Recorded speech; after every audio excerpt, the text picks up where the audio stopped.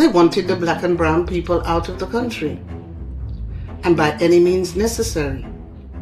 We hadn't had anybody to speak to. It was hurtful for me to hear my children's account of what they went through, because they had not been in the country, and they were not in the country because of what the Home Office did to us as their parents, because this didn't only impact us. Sense. I had to read it over and over again and see, well, how. We didn't come here to scrounge. We didn't come here to beg. We came to contribute, and contributed we did.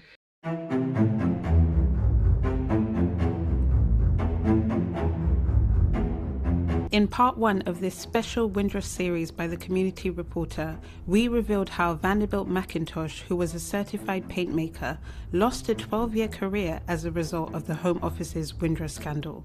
He was offered compensation for loss of employment by the Home Office scheme after 5 years of going through the process. Despite losing out on over 3 decades of work in the UK, he was awarded £1,147.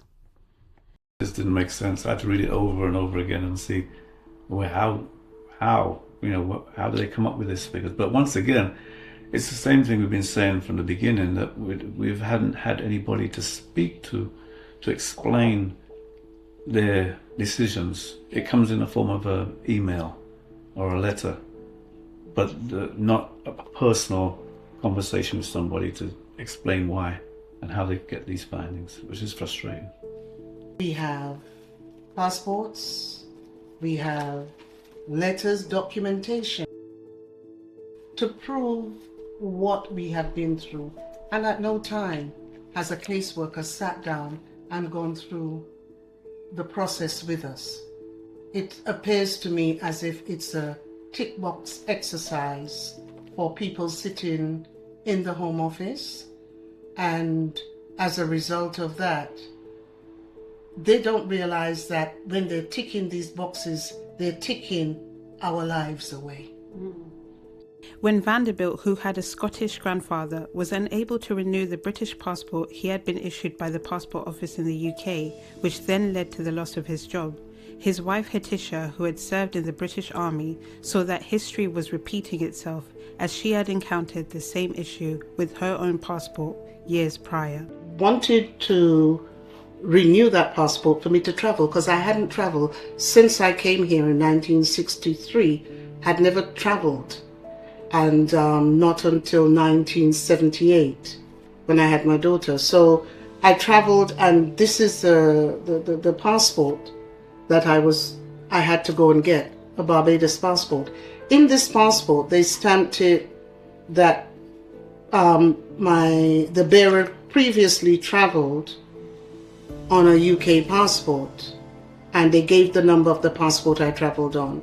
Also, what I noticed was when I returned, that's the exit stamp. Exit stamp is the diamond-shaped one, and the other one for me to enter back into the country in 1979. I was stamped ordinarily. I wasn't given no time limit or anything like that. It's just an ordinary stamp, as you could see.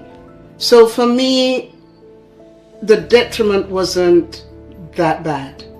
But with Vaughan, nothing to prove now that he was British. He took it very hard. With Vanderbilt being the breadwinner of the family, losing his job meant that they couldn't keep up with their mortgage payments and keep their home.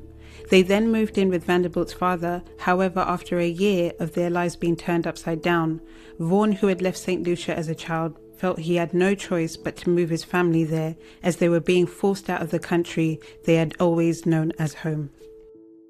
But this didn't happen by accident. Just 2 years ago, in 2024, the government was forced by a tribunal judge to release a report into the historical roots of the Windrush scandal, after previously suppressing it by rejecting Freedom of Information requests. The report exposed that immigration legislation was racist and had been designed to reduce the number of Black and Asian people in the country, even though former Health Minister Enoch Powell recruited people from Commonwealth nations to help with worker shortages after World War II.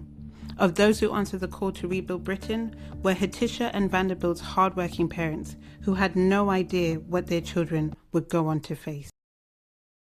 They wanted the black and brown people out of the country, and by any means necessary. Our parents came because there was a work shortage, and they came and they worked and they contributed.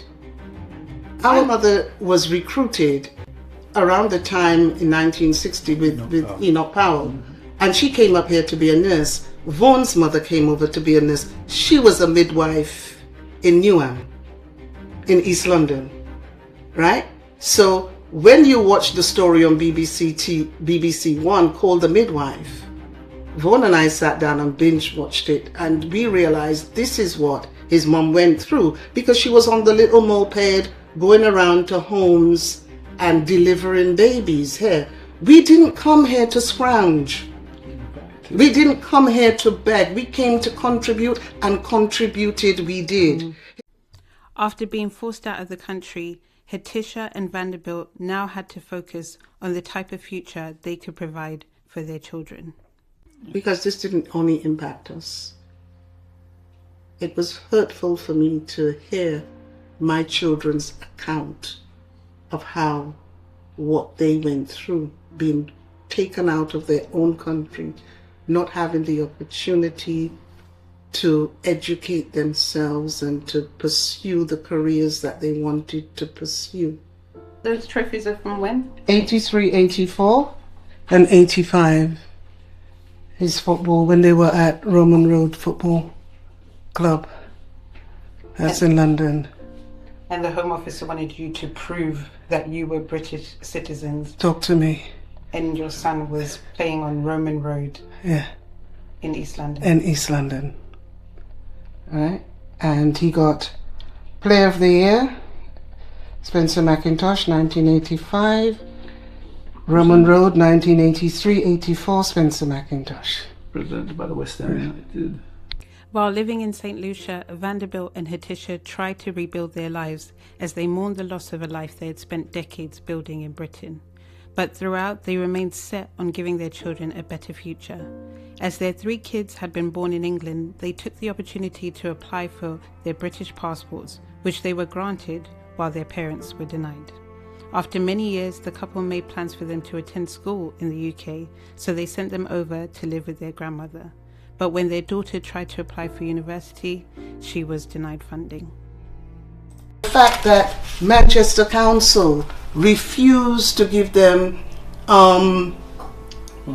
grant funding for education to go to university because they had not been in the country, and they were not in the country because of what the Home Office did to us as their parents. The times I sat in St. Lucia and my daughter is in a phone box here in the UK, calling me, crying, because they turned down her application for grant funding. The couple says they always felt something was wrong and that there had been an injustice somewhere along the line. Their time in St. Lucia was filled with doubt and questions over the Home Office's decision that had completely changed their lives. It even caused a rift between Hatisha and her mother, and they couldn't explain to people why they had been forced to move out of the country. Saying to me, why is it that I'm living in St. Lucia? I'm saying to her mum, we had to leave because this is what was going on. Yeah, but how can they do that to you when, you know, you were here legally, you know, I got a British passport for you, you know, school here, you went to college here, you was in the army here, so how is it that this is happening? Mum, I don't know. They're not saying. In the year 2000, Vanderbilt returned to the UK and applied for a British passport. To his surprise, it was granted, after previously being denied almost 20 years before.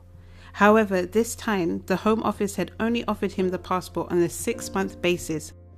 In order to keep the passport, they asked him to prove he was British by locating his Scottish grandfather's 129-year-old birth certificate.